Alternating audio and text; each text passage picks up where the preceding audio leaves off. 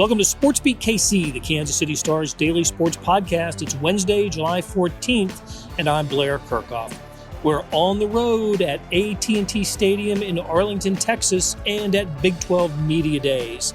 This event didn't occur last year because of the COVID-19 pandemic, so it was great seeing coaches, players, and administrators and talking football again. Actually, a lot of the conversation today involved the pandemic, looking back at last year and wondering how the latest spike in cases due to the Delta variant could impact this season. Kansas State beat writer Kellis Robinett joined me to discuss that topic and Wildcats football on today's show. After a break, you'll hear from K-State coach Chris Klieman and Big 12 Commissioner Bob Bowlsby on a variety of topics. So let's get started with Kellis. All right, Kellis, we're sitting on what yard line are we on? Can you tell? Oh, boy. It's right there. 35. 30. How about that? We're sitting on the 35-yard line at AT&T Stadium in Arlington, Texas, where we're underneath the giant jumbo board, yes, board. Right. It's an incredible building, but what's more incredible is they actually are holding Big 12 Media Days this year. Did not happen in 2020 because of the pandemic, but here we are talking to Big 12 football coaches and athletes, and today was Kansas State Day, so we've gotten to talk with Chris Klieman, and I saw you hanging out in the back, hanging with McPherson, and Skylar Thompson is back there now, so we're going to talk to them a little bit later. But first of all, it's got to feel good to be back. It is. You never know how much you missed an event like this until it's actually here. You get to find people like yourself face to face, shake some hands if you want to. And I've been taken back by even the coaches' comments. I kind of assumed they hated these things, but they're all coming up here today with smiles on their faces, saying hi to the reporters, talking to us like they genuinely are happy to see us again. So yeah, it's a nice setting. Threw me for a loop, too, to hear some of that. Boy, yeah, great to see you guys. I really missed this last year. I think what football coaches like is routine, and this was taken out of their routine last year. So much was taken away from them in terms of routine because of the pandemic, and that's been a kind of a common theme through the first day of Big 12 Media Days. Bob Bowlsby, the commissioner who led off the press conference, spent a lot of time speaking about COVID protocols and even though he doesn't want to have the conversations with athletic directors, he's had to have them talking about testing and other protocols. It's like we want to all feel normal and be normal about this, but it's just maybe the Delta variant that has prevented us from feeling that way. Did you pick up on that vibe here today? Yeah, for sure. There's definitely a little bit of, underwriting fear, I think, to all this, just because of the recent surge in some places of the country that, boy, maybe there still will be some disruptions this season. And we saw it with North Carolina State at the College World Series. You take it for granted, but COVID is still around, and it can ruin a team's game, ruin a team's season. And I really think that makes the subject of vaccinations very prevalent right now. And I think Chris Klieman said Kansas State's football roster is at 80% vaccination right now, which probably is on the high side of all these teams. For some reason, there are players out there who just are very against getting vaccinated. You can't force them to do it. It's a player's choice. It's everybody's choice. But I really think that that's going to be a talking point all season, because it's really the ultimate what's the word I'm looking for? You're really kind of submarining your whole team here if you're not willing to get vaccinated, because if you are vaccinated, even if you don't want to do it, it removes you from testing protocol. It removes you from close contact protocol.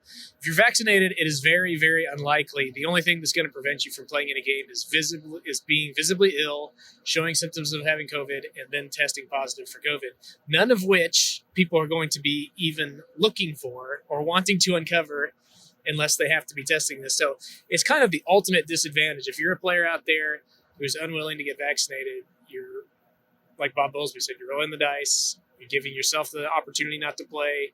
You're possibly hurting your team. And it'll be interesting to see this season that if there is a team out there that has 100% vaccination rates, do they win more games than teams that have, say, 60? It's funny you bring that up because Matt Campbell, the Iowa State coach, was on stage, and every coach is asked in some way about vaccinations, and he said that, look, managing a football program with 130 or so players, another 100, team personnel, people, that it makes it difficult, right? Because you've got that many people who have to decide whether to be vaccinated or not. He also said, his team last year, which finished second in the Big 12 and played in the Big 12 championship game for the first time, and then went to the Fiesta Bowl and beat Oregon in the Fiesta Bowl, essentially, although he didn't use these words, I'll use them because I think this is what he meant, did a great job policing itself. That team had a lot of senior leadership, and the locker room was strong. And I interpreted that as him, meaning basically, we're not going to be, we're all going to be on this as much as we can be on the same page when it comes to this. And when you think about what Iowa State did last year, they didn't have disruption in their season, right? They didn't lose a game. So I just looked at that as an example of a team that,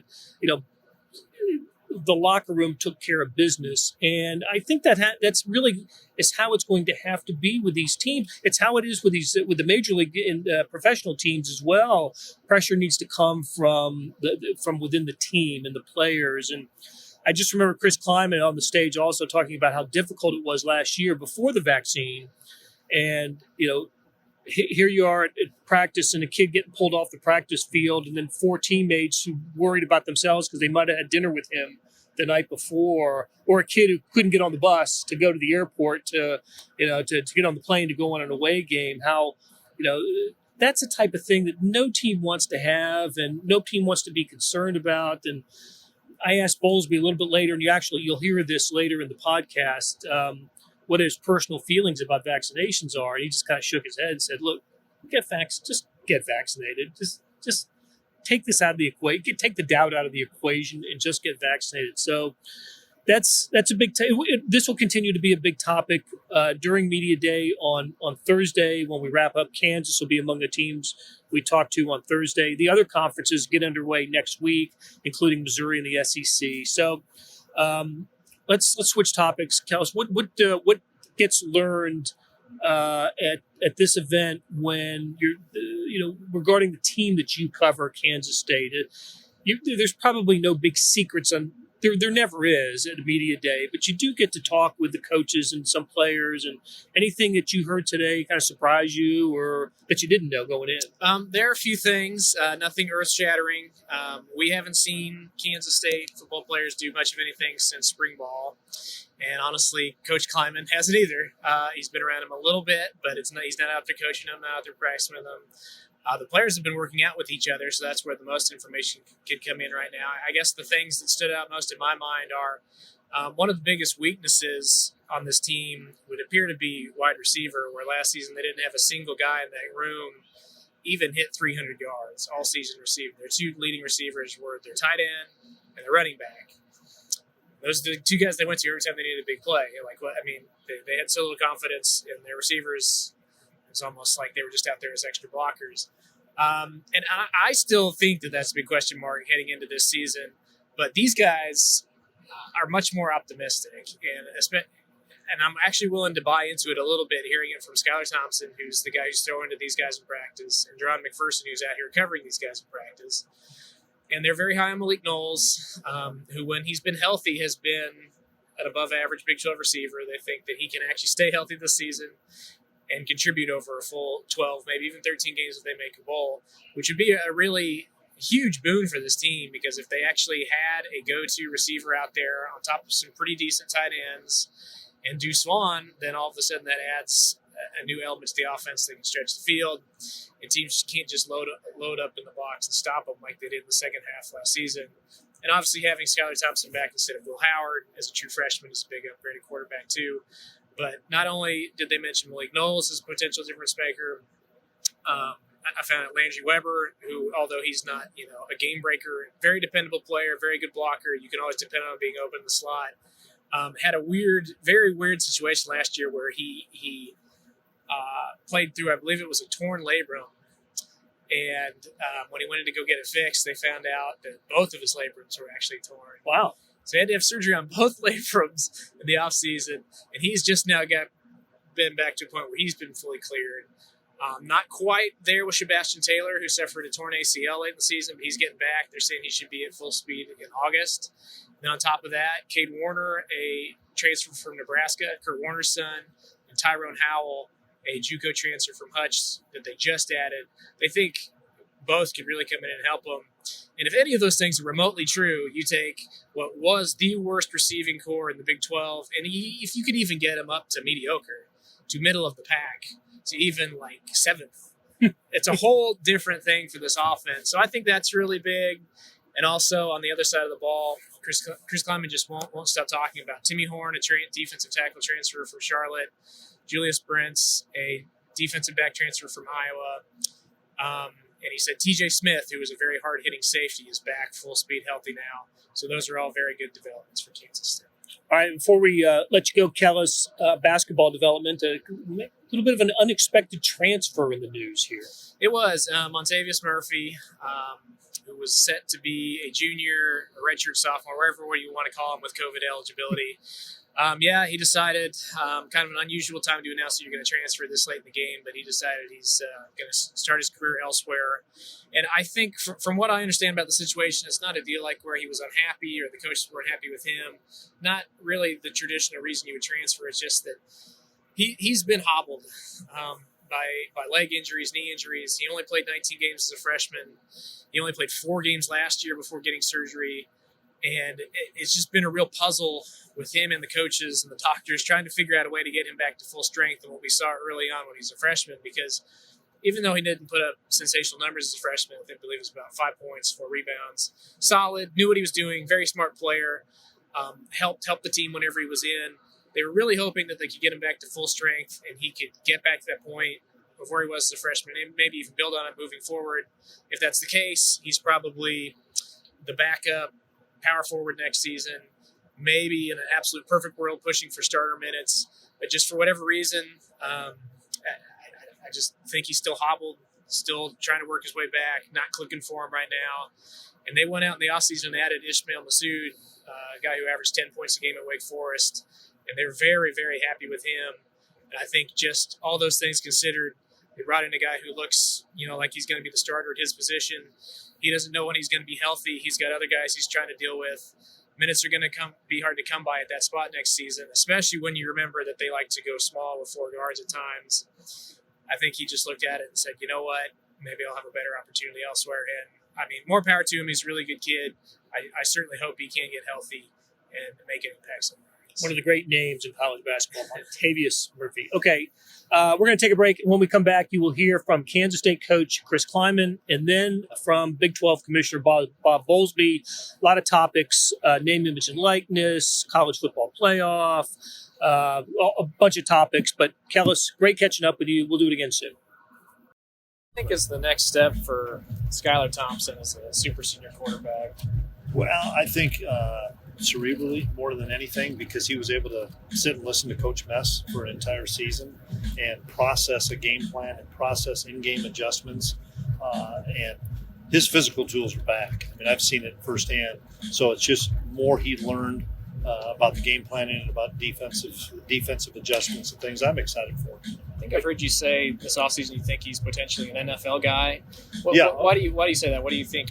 One is arm talent, because he does have elite arm talent. He's a good enough athlete. They don't ask him to run like Lamar Jackson anyway. And the fact that he's played a lot of football. And the more football you've played, the more experiences you have. That's what they're lacking right now at some of the NFL school or NFL teams is finding those kids that have played multiple snaps in multiple games. And his experience factor will give him an opportunity. And he'll have a good year this year. How much do you envision Will Howard playing? Because you mentioned him in the same context as Skylar. We got to get him ready to play. If he's the starter, we don't know what's going to happen. But if somebody said that last year, we'd have said, no, we're just going to focus on Skylar, and then boom, everybody has to be ready to play. And whether it's COVID, and to those two guys, it was an injury, and so Will grew so much as a football player this spring, watching him lift through the winter and then in the spring and in the summer of just transforming his body. I knew when we talked after every game, even when he had some tough times, that this was going to make him better, and it has. Coach, you kind of talk a little bit about how Deuce is an underrated running back. Having that offensive line a full year under their belt, the full offseason, does that benefit him, especially as a runner in the trenches? Yeah, I think it really does. And you could tell that in the spring because he took the lion's share of the reps with the first group with all those offensive linemen back. And you could just tell how much more comfortable he was and how much more comfortable those offensive linemen were with him. No, I think he is underrated. People think he's just a great receiver. He's a dynamite tailback. Just put him in the I formation and give him the football. He made some great runs for 4 and 5 yards last year. He's just stronger this year. He's heavier and he's stronger.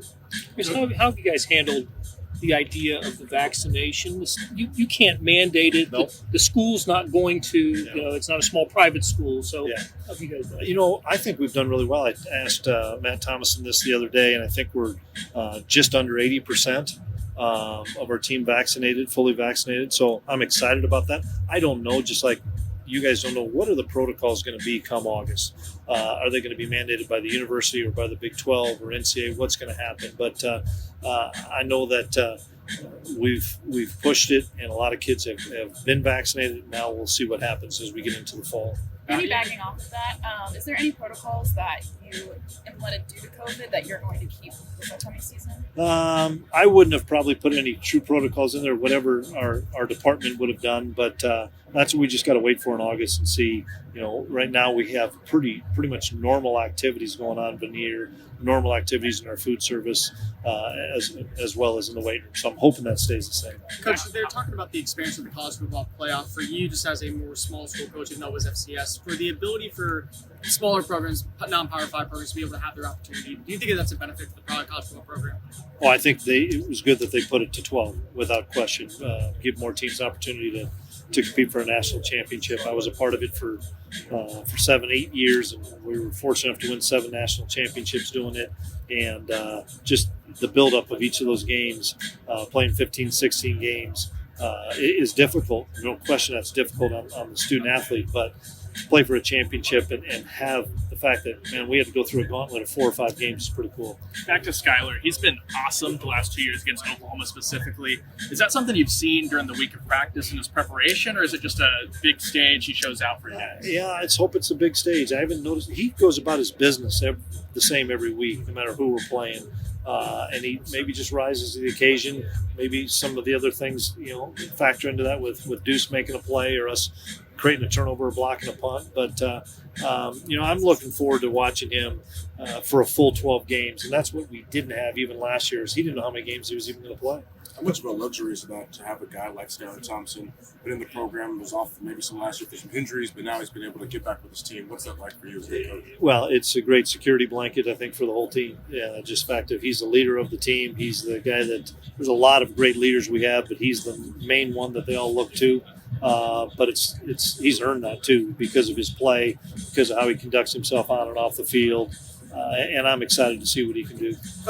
Coach, the first 3 weeks of the season last year, you lose to Arkansas State, you beat Oklahoma, then you lose your starting quarterback the next week. What were those 3 weeks like for your program? It was just same roller coaster the entire next 10 weeks, where you never knew who was going to be at practice, you never knew who was going to play in the game, and we learned an awful lot as a staff. But each individual event, there were so many events last year, it's hard to keep track of. My personal feelings don't make any difference, but I think all people are better vaccinated than not vaccinated. They may have their own reasons for not getting vaccinated, and I certainly respect that, but you're better off being vaccinated than not being vaccinated. And we're going to do everything we can to encourage student athletes and coaches and people close to them to be vaccinated. Is there a stronger message now than there might have been a year ago when there was still a lot of unknowns? Well, we didn't have the question of vaccination that last year because we didn't know when we would get it, and it was about testing. And that we have a little bit of an advantage in the athletic environment in that we, if you're not vaccinated, we have the prerogative to test, and that is a middle ground that we'll certainly access. But you're better off to be vaccinated than not vaccinated. So, Brendan, is there a tracking number? Like, that's the big thing with the leagues is 75% vaccinated, 80%. Are y'all doing that with teams? With what leagues? With Pro leagues. sports Pro leagues leagues. are saying you got to get to a certain percentage. Of the Yeah, team. well, are y'all doing that?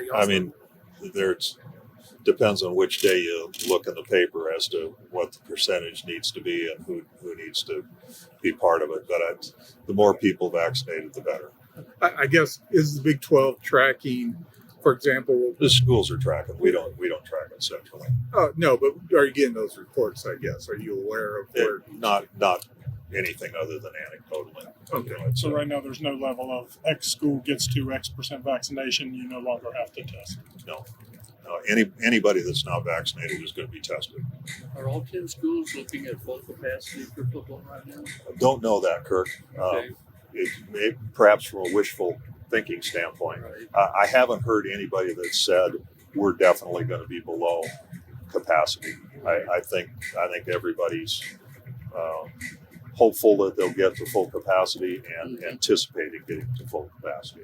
By start September. Yeah, I think so. Yeah.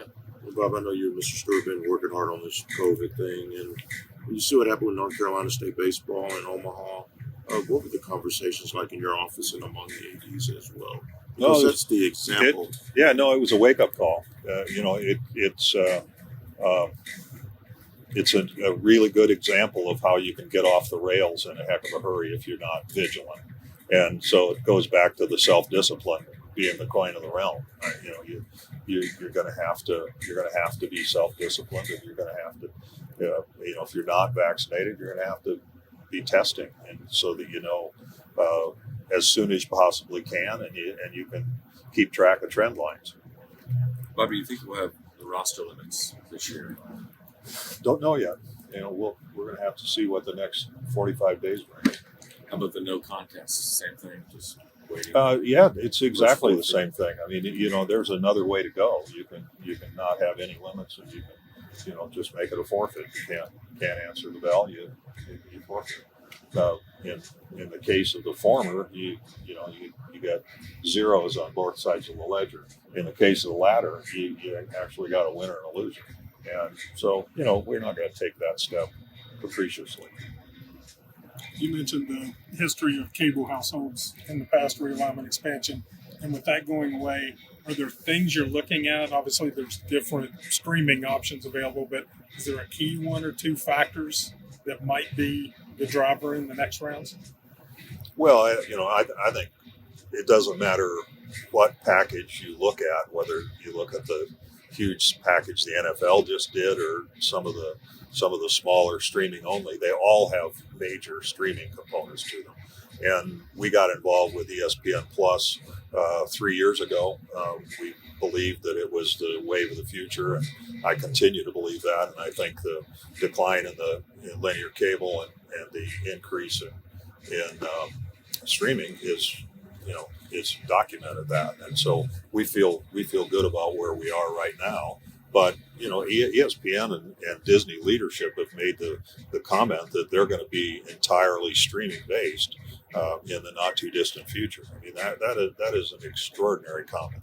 And for, one of the biggest linear cable operations ever to make that migration, it's significant. Do you feel like you guys were ahead of the curve a little bit on Yeah, I do. I feel good about it. It's, we're up to about 15 million households, and they just raised the price on it. I think everybody's still finding their way in the digital environment. But yeah, I feel like we were ahead of the curve and have learned a lot over the last 2 or 3 years. I mean, we had probably 600 events on ESPN Plus last year. How do you think the potential of the 12-team playoff expansion could help recruiting top and bottom of the conference, knowing that maybe a top 2, even 3 finish could propel a team into that situation? It's a good question. I don't know that I've thought about it very much. I think we compete pretty well top to bottom, and everybody recruits Texas, and We all do some of the same things.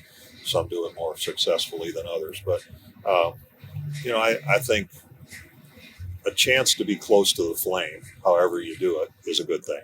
The better competition we have top to bottom, the better our league is, the better the rivalries are, the better the gate receipts are. All of that is based on competition.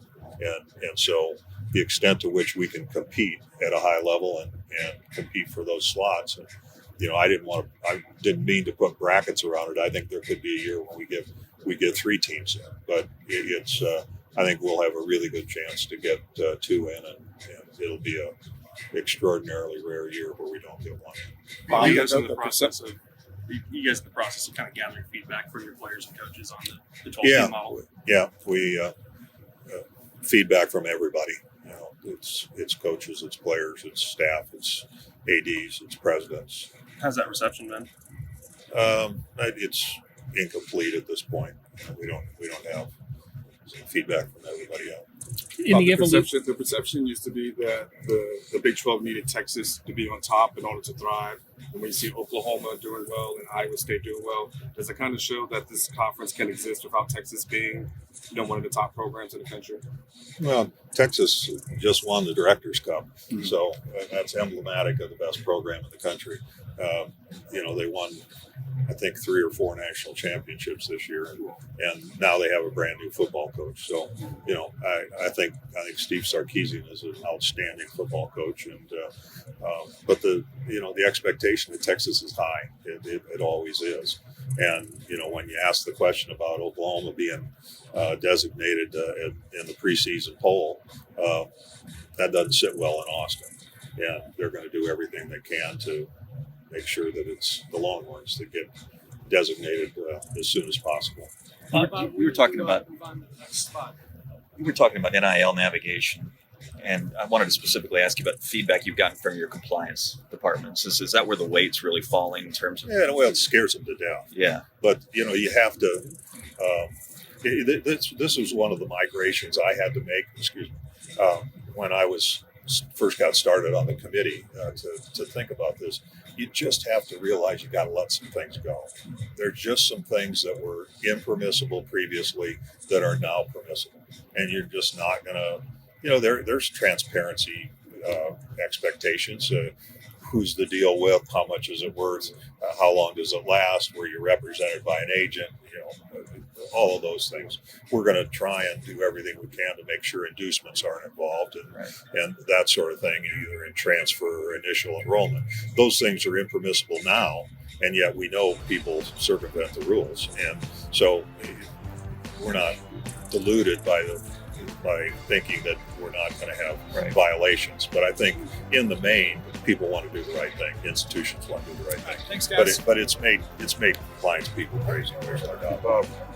That'll do it for today. Thanks to our SportsBeat KC production staff of Derek Donovan, Beth Welsh, Monty Davis, Jeff Rosen, Chris Fickett, and Savannah Smith. Tip of the cap to Kellis Robinett for stopping by and talking Big 12 and Kansas State. Links to his stories and others from Big 12 Media Days can be found in the show notes and on kansascity.com.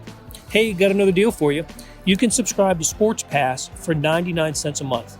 That's right, 99 pennies a month. Sports Pass is the online version of the Star Sports section. You get all the stories that appear in the print editions of the Star, plus additional stories that appear only on the website, and of course they appear first on kansascity.com. After 3 months, it auto-renews at $5.99 a month unless you cancel. How do you get it? Go to kansascity.com/sportspass2020. That is kansascity.com/sportspass2020. Do you want more than just sports coverage? Check out the entire Kansas City Star product. Sports, news, features, commentary, and analysis, the whole thing. You get all the stories written by my talented colleagues, plus additional national news, sports, and business coverage with the e-edition.